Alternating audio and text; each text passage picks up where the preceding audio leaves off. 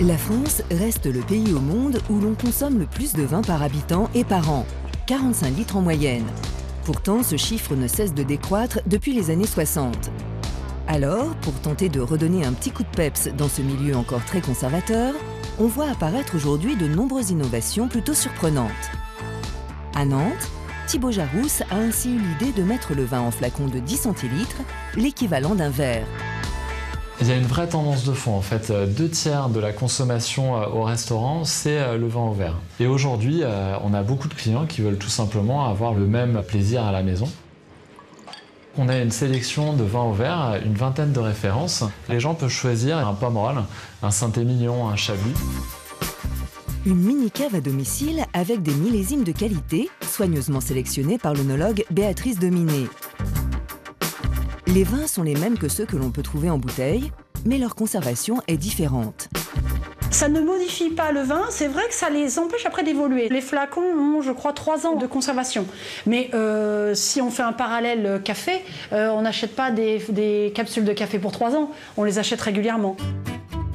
Si les vignerons sont encore souvent timides face aux innovations dans leur domaine, Bruno Cormeret, lui, s'est laissé séduire par le concept.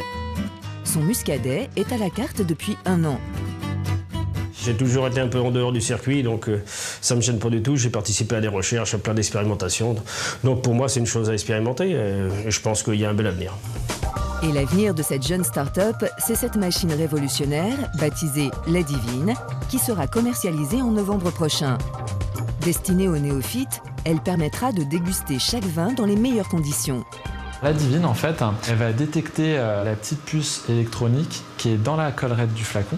Et la puce, elle contient quoi? Elle contient la température et le carafage qui va être parfait par rapport au vin. En 30 secondes, la machine baisse ou augmente la température et aère le vin de manière variable en fonction du millésime. À l'heure du snacking et de la restauration rapide, on voit également apparaître dans les épiceries branchées à Paris un produit carrément inédit, le vin en canette. Cédric Ségal a lancé son concept il y a 1 an. Il propose pour l'instant 3 références AOC du Languedoc. On a choisi un format individuel, donc 187 ml, ça correspond exactement à un quart de bouteille. Et donc à l'intérieur, on a développé un revêtement spécial qui garantit qu'il n'y a pas d'échange avec le métal. Donc c'est une sorte de couche de laque alimentaire, il y en a 2 successives, qui répondent aux problématiques du vin, à savoir l'acidité particulière et le taux d'alcool. Donc dans ces conditions-là, on peut garder le vin pendant plusieurs mois, plusieurs années au fond d'un placard. Les canettes sont fermées à l'azote, un gaz neutre qui permet au vin de conserver ses arômes. Si pour certains puristes, vendre du vin en canette relève du sacrilège, Cédric y voit au contraire un nouveau levier de croissance dans le milieu. Les vignerons à qui on s'adresse voient le potentiel en fait, de développer leur vente de vin au-delà des réseaux traditionnels, non seulement en France mais aussi à l'international, puisqu'on commence à se développer en Europe et en Asie, ainsi qu'aux États-Unis. L'idée, c'est vraiment de créer une marque mondiale qui sera constituée des différents vins des régions françaises, mais également internationales. On peut imaginer des vins italiens, des vins américains, australiens, pourquoi pas sud-africains. Côté dégustation, le vin au verre s'est aussi imposé chez certains professionnels de la distribution. Wine by One est à la fois une cave et un bar à vin. On peut savourer la centaine de références que compte ce caviste grâce à une carte magnétique que l'on crédite à volonté. Ce sont des machines qui permettent à la fois de conserver le vin, de conserver des bouteilles ouvertes pendant plusieurs jours, qui permettent aussi de le servir à bonne température et qui permettent surtout de vous servir par vous-même et donc de découvrir par vous-même les différents vins que vous allez aimer ou moins en fonction de la palette très très large qu'on propose. On peut choisir des doses de 3, 6 ou 12 centilitres. Les informations de tous les vins sont disponibles sur pavé numérique. Une approche moderne et moins formelle qui attire une clientèle plus jeune et plus féminine.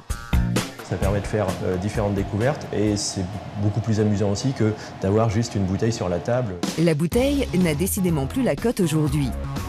Chez ce caviste d'un nouveau genre, tous les vins ne sont proposés qu'en bag-in-box, un récipient connu depuis 25 ans, mais qui avait jusque-là plutôt mauvaise presse. Ce contenant-là a beaucoup de vertus, mais jusque-là, il était plutôt utilisé par les vignerons et les industriels du vin, on va dire, pour mettre du vin, pour être gentil, de qualité moyenne ou de qualité industrielle. Et notre idée, c'est de revaloriser ce contenant qui a plein de vertus en mettant dedans du vin de très bonne qualité, voire des vins exceptionnels. Car contrairement au traditionnel cubi, utilisé autrefois pour acheter du vin en vrac avant de le mettre en bouteille, la poche souple du bag-in-box se rétracte au fur et à mesure qu'on tire le vin pour éviter que l'air ne rentre à l'intérieur et ne l'abîme. On peut ainsi garder des vins haut de gamme 2 à 3 mois sans problème.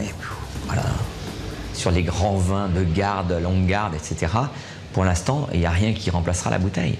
Par contre, dans la consommation au quotidien, la consommation de fêtes où on est nombreux et on ne veut pas dépenser beaucoup d'argent, mais quand même boire bon, je crois que c'est l'outil, c'est vraiment le contenant idéal. Car l'autre gros avantage du bag-in-box, c'est qu'il est beaucoup plus économique. Le vin coûte 25 à 30% de moins qu'en bouteille.